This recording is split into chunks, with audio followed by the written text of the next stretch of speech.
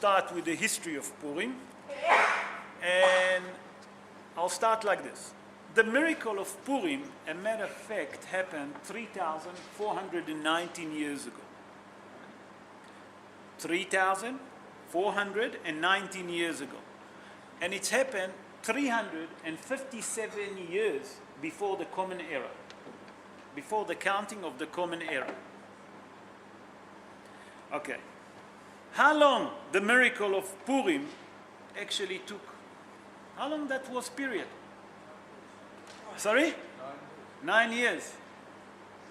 The miracle of Purim happened in 9 years. A matter of fact, that introduction for Purim, I done it last year. So the miracle of Purim actually stretched over 9 years. It wasn't like you think when you read the Megillah, few months, a month, two, and it's finished. No. The miracle of Purim from the beginning to the end stretched over 9 years. What's happened? First temple got destroyed by the Babylonian, by Nebuchadnezzar HaRasha. After he destroyed Bet HaMikdash, before he died, he turned to a dog. Nebuchadnezzar turned to a dog before he died, and in his place, took his place, his son, Avil Merodach. For 3 years, about 3 years or 7 years, I'm not sure what the prophet said, that Nebuchadnezzar turned to a dog, and he have a mind of a human being. He can understand everything. He can see, he can understand. We'll explain it. Maybe one day I'll do a show. Erev Tov. I'll do a show about that evil man, Nebuchadnezzar. After that, his son took over the kingdom of the Babylonian. He became the king of Babylonian. And then Cyrus, Koresh, have a war. They always have a war. The Babylonian and the Iranian all the time have a war. That means Iraq and Iran all the time have a war. Rabotai. They're all the time in a war. Koresh took the kingdom from the Babylonian, and he became a king, the king of Persia. And he became a king for 3 years until he died. But he took an oath that if HaKadosh Baruch Hu will help him to become a king and he'll win the Babylonian, he will allow to build the second temple. So the miracle of of Purim happened at the end of the 70 years, towards the end of the 70 years, the beginning of the rebuilding of the second temple, just for us to understand. And that time, we all know, we have Haman HaRasha. Haman HaRasha, him and his 10 kids, and he have 10 kids from his wife Zeresh. We'll explain, please God, during the Shorim, how many wives Haman have, how many kids. The Gemara debating. But I tell you, the highest opinion, how many kids Haman have, it's 208 kids from all different women. Anyway, Haman, in his profession, was a barber. Until he joined the Persian army and he became an officer. And then we know what's happened. He have a son, Shim'i. Haman have a son, Shim'i, that was a writer. And he managed to convince Ahasuerus to stop the building of the second temple. This Purim, the miracle of Purim, start actually 3 years after the king Ahasuerus became a king. And it's ended up on a 12 years Ahasuerus was still a king. That means from here we see that Ahasuerus start on the 3rd year. What did he start? His big feast, you remember? Bishnat Shalosh Lemolcho. In the 3rd year of his kingdom, Hashverosh suddenly decided to make a big feast. You know how long that feast took? 6 months. Huh? 6 months. Exactly. 180 yom. 180 days, 6 months. Why? Because he managed to conquer the world. They have nothing else to do. But the question becomes, why Ahasuerus decided to make his feast only after 3 years and not before? Or not after? We'll speak about it, please God, in the next showing. So, in 16 of Nisan, the 16th of Nisan, Haman ben Hamdata, the son of Hamdata, Ha'agagi, from the descendants of Agag, that was descendants, the father of who? Amalek. So we see that actually Haman was, what do you call it, from the descendants of Amalek. You know how long Haman was the second vice to Paro? How many days? I'm giving you a help here. 70 days, that's all. 70 days, Haman was in rule. That's all, not more than that. And that's all the Torahs that we have from one Amalek. Okay, Hazal explained that we have to understand, why do we call that festival Purim? Did you ask yourself? We explained that Hanukkah, when we spoke about Hanukkah, that the name Hanukkah comes from 2 words, Hanu, bekaf hey, Ha-nu-ka. That means that the Jewish people actually rest from the enemies, and the 25th, you remember we spoke about it, of Kislev. But Purim, why did they call it Purim? Why did they give that festival Purim? So there is 2 reasons for it. The one, as Hazal say, Milshon Pur. Pur is a lottery. You remember the lottery that Haman done? When can he decide that he can finish with the Jewish people? Milshon Pur. Pur is a lottery. Also, I don't know how many of you know, but Haman and Ahasuerus, the king Ahasuerus, have a deal. Do you know that? You know what was the deal? That Haman will get the permission to kill the Jews in 127 countries that they have, in one condition, that Haman will pay for every Jewish head that he killed to Ahasuerus. So that means that Ahasuerus was as wicked as an Rasha. Okay. Purim, it's one of the festivals that equivalent to all the Jewish festivals. And it's mentioned in the word Purim. The festival called Purim, Pei Vav, Resh, Yud, Mem. All the festival mentioned there. And a matter of fact that Purim is equivalent to all of them. And that's why Hazal tell us in the Gemara in Masechet Megillah and also in the Midrash that all the festivals, when the Mashiach comes, not going to be exist anymore. And what is it? Because all the festival is a physical thing. And when Mashiach comes, it's become also a spiritual. That's it. The physical will end. So for Sukkot, for example, what are we going to sit in a sukkah to remember that HaKadosh Baruch Hu took us from Egypt? It's going to be the greatest miracle when the Mashiach comes. He's going to redeem us. The longest exile that we be. So Hazal say that Purim and Yom Kippurim will never be cancelled. But let's understand. So Purim start with the letters Pei, נכון? What festival start with Pei? Pesach. What happened in Pesach? The same like HaKadosh Baruch Hu redeemed the Jewish people from Egypt. HaKadosh Baruch Hu redeemed us from who? from Haman HaRasha, from the decree. Then we have Vav, Vesukot. That means the festival of Sukkot.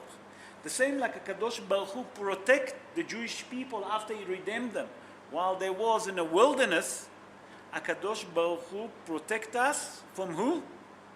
From Haman HaRasha and his decision. Him and Ahashverosh. Then we have Resh. Resh stands for Rosh Hashanah. What do we do in Rosh Hashanah? What's happening in Rosh Hashanah? Rosh Hashanah is the day that the book of life and the book of death opening. What's happened at the beginning? You remember it was 2 letters that Haman HaRasha sent. The first letter Haman said, what did he say in the first letters? That every woman that doesn't obey to her husband, the punishment is death. So when the woman read it, they throw it to the dustbin. Also, the first letters was what it was? To kill the Jewish people. Va'ir Shushan Navocha. That means that the city of Shushan was in sadness. But then when came the second Igrot, Va'ir Shushan Tzahala V'Samecha. The same like in Rosh Hashanah. That we do in Tshuva and then HaKadosh Baruch Hu seal us for a good life. Then come Yud, Yom HaKippurim. What do we do in Yom HaKippurim? We're fasting, נכון? We have to fast. What do we do Erev Purim? We fast. Why? Ta'anit Esther. You agree with me? The fast of Esther. The last letter, what is it? Mem. What do we get in Mem? Matan Torah, Shavuot. Matan Torah, receiving the Torah. What's happened then? The Jewish people received the Holy Torah. In Purim, Rabotai, we also receive on ourselves. What did we say there? Kiblu v'yikimu aleim in chapter 9. That the Jewish people received and they accept all what Mordechai and Esther told them to do. So we see from here that all the reason that was the decree, Rabotai, that happened in all of those festivals, and the decree of Purim, they're actually equivalent. And in matter of fact, Purim is higher. Any question? No, let's continue. Now we have to understand, one of the mitzvot that we have in Purim is to do a Seudah. Seudah is a meal. Why do we have to do a Seudah? Did you ask yourself? Hazal, not for nothing, told us that we obligated to do a Seudah on Purim. Anyone have any idea? Hashverosh party, okay, what's happened? That's the main reason that the Jewish people actually have that decree is because the Hashverosh party. We'll speak about it. What was it? That when he made the feast for 6 months, the Jewish people came. They have kosher food. They have kosher wine. So what was the problem? Did you ask yourself? That what Ahashverosh done, he wear the clothes of the Kohen Gadol. He used the vessel of Bet HaMikdash that been taken by the Babylonian, by Nebuchadnezzar. When they conquer Babylon, when I said them, I'm talking about the Persian, they took it all. So we know that the main reason, what's happened then on the feast? Vashti have the decree, the punishment of death. Am I right? Why? Because when Ahashverosh decided to kill Vashti on a feast, am I right? When she refused to come to the meal, am I right? Then, what was the other decree that happened? Ahashverosh and Haman have a deal to kill the Jewish people.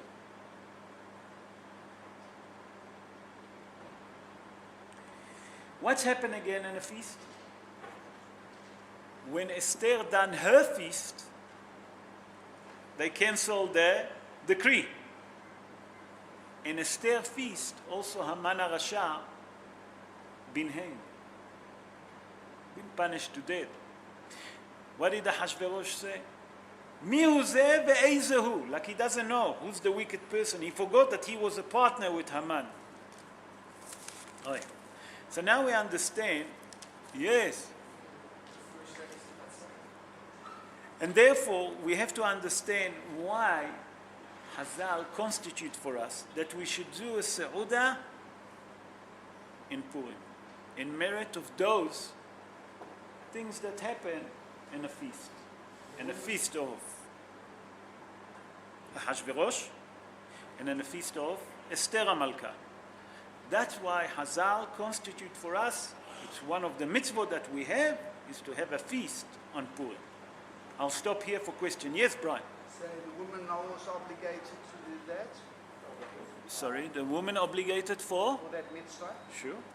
Everyone obligated. Why? Why? Why they obligated? No, woman, help me. Why are you obligated to eat? Because the women have also a decree. When Haman made the decree to kill the Jewish people, he didn't have any different if it's a male, female, old, young, babies. He wanted to kill, to destroy everyone. We'll speak about it. So they're also obligated for the feast. Now, we have to understand, why did Haman HaRasha decide to make the lottery and decide to make the decree dafka on the month of Adar? Did you ask yourself? So on the pshat of the dvarim that Hazal explained, because you have to understand who was Haman HaRasha. Haman HaRasha was a witchcrafter, one of the biggest witchcrafters that you know. Idol worshipper, a sorcerer. Haman was from the descendants of Amalek. The Amalekim, all of them was witchcrafting. How do we know that? Because the prophet tells us that when Shaul asked, did you kill? Sorry. Shaul asked Shmuel asked Shaul, did you kill all the Amalek? He said, I just left. Who did I left? The woman and the tzon. He said, what? You left them. They turned themselves to goats, to kosher animal. If you look at the commentaries. So Haman was a sorcerer and a witchcrafter. And he knew 70 generations later on, after Amalek, Haman was 70 generations to Amalek. He knew that Moshe Rabbeinu, that redeemed the Jewish people from Egypt, when is he die? 7 of Adar. Nachon?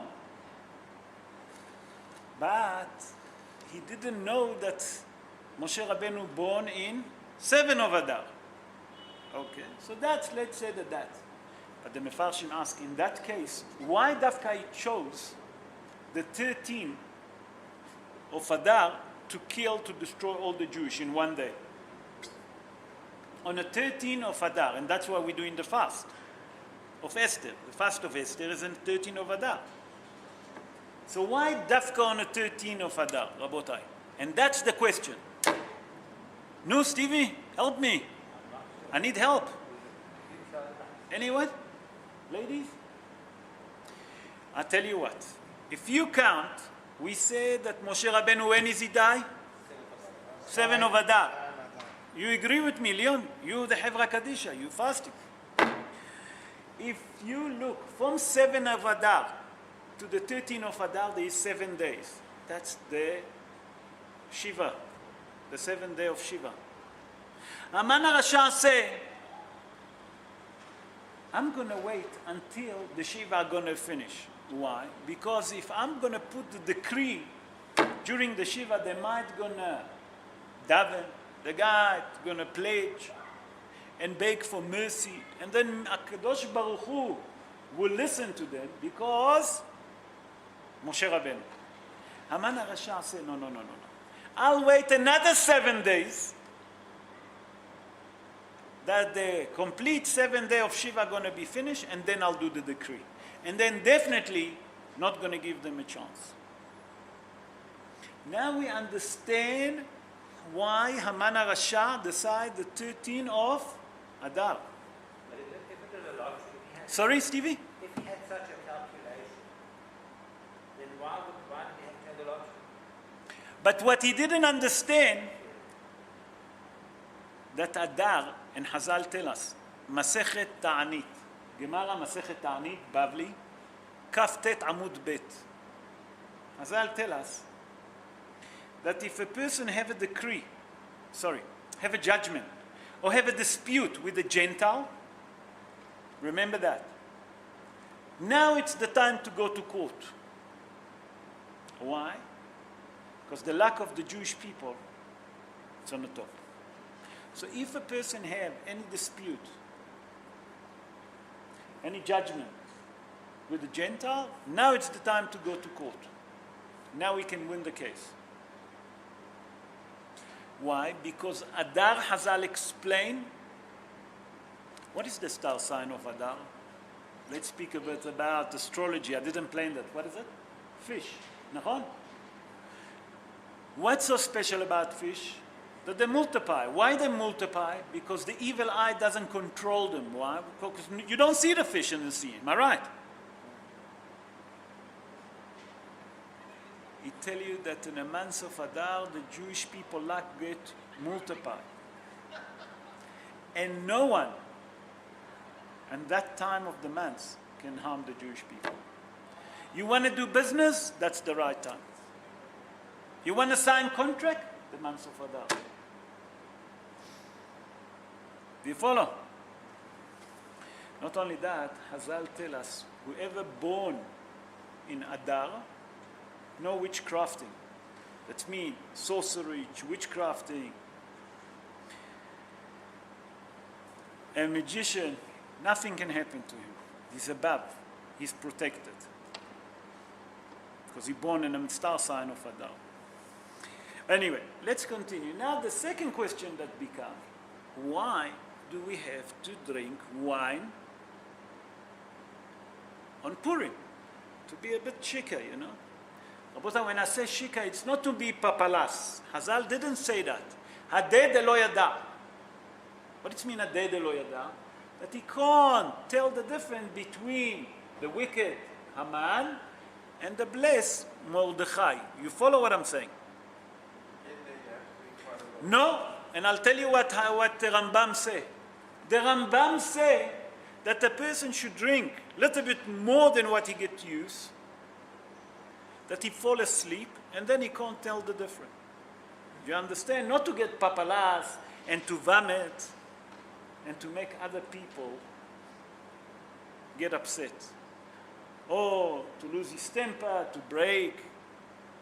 Everyone know when he drink how he behave. But Hazal tell us to drink a little bit more than what you get used to. And then fall asleep. And then you don't know the difference between Haman and Rasha. And Haman HaRasha and Baruch Mordechai. So now let's go back to the question. Why do we have to drink? On a simple explanation, that if you look, all what's happened, all the miracle, all the occasion, all the coincidence that happened, if you want to call it coincidence, but they're not, because there is no coincidence. Because the word mikra in Hebrew, rak mi'Hashem, to tell us that everything happened on a wine. Ahashverosh drank, got a bit cuckoo, decided to bring his queen naked. What's wrong with you? She didn't come, he killed her. Then when he wake up after 6 months from all the wine that he drank, he suddenly realized that he by himself. And then came who? Queen Esther. Esther, her name wasn't Esther. What was her name? Hadassah. Not Hadass, Hadassah. Hadassah. And then Esther came, and Esther made the miracle. What's happened to Haman? Being hanged. The decree changed. That's on the pshat of the dvarim. But the other explanation is, why do we have to drink wine on Purim?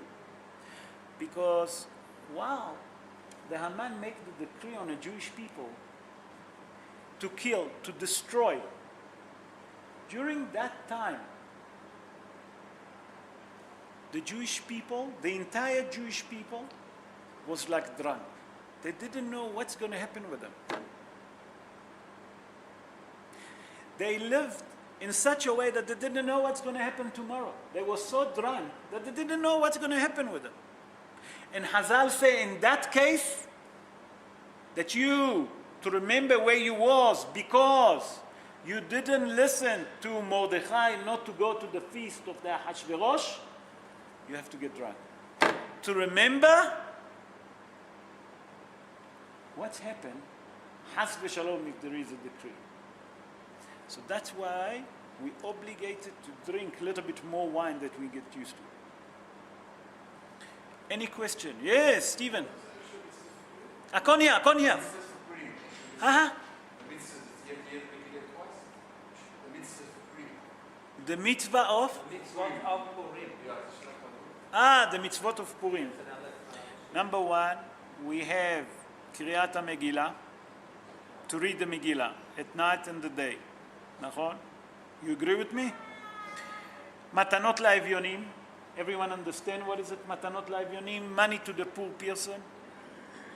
Mishloach manot ish lere'eu ve'seuda. 4. Remember, 4 mitzvot we have on Purim.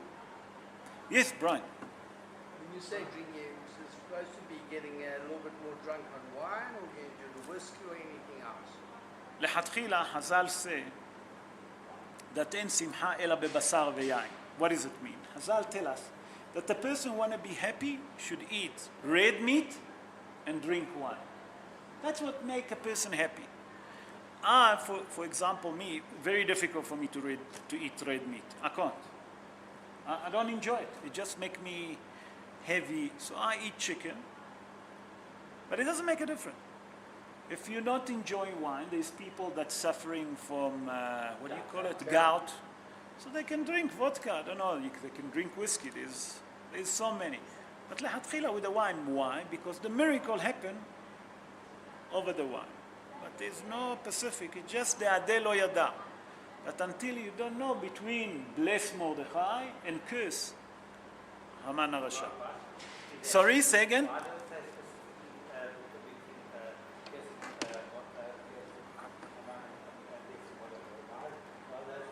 It's very important that you don't know the difference until you can't see the difference between bad and good.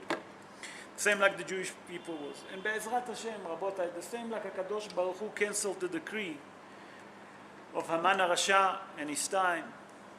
HaKadosh Baruch Hu will cancel all the bad decrees that there is on the Jewish people today. We see what's happening all over the world, that there is a lot of anti-Semitism. And HaKadosh Baruch Hu will say enough to all our pain and sorrow, and will send us Mashiach Tzidkenu b'mera be'amenu amen ken yiratzon. Amen.